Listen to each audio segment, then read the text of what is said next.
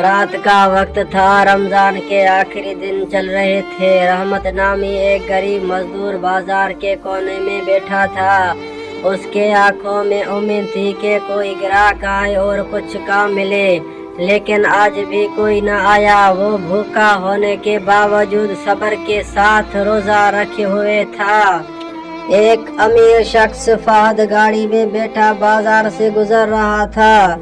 उसने रहमत को देखा जो परेशान नजर आ रहा था।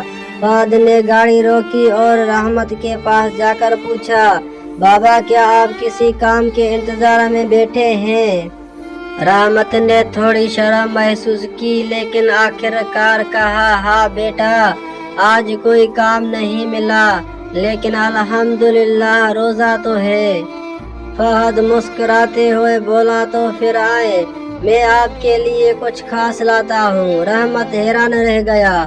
कुछ देर बाद फहद वापस आया। उसके हाथ में नए कपड़े, खाने का सामान और कुछ रकम थी। रहमत के आंखों में आंसू आ गए और उसने हाथ उठाकर दुआ की, या अल्लाह, तूने मेरे लिए इसे भेजा, तू इसे दुनिया और आखिरत में कामयाब कर। फहद मुस्कुराते हुए बोला, ये सब अल्लाह का इंतजाम है। रमजान बरकतों का महीना है, हमें एक दूसरे की मदद करनी चाहिए। रहमत खुशी के साथ दुआ देता हुआ अपने घर चला गया और फहद के दिल को भी सुकून मिला। ये रमजान नेकी करने का महीना है, क्यों न हम भी किसी की मदद करें।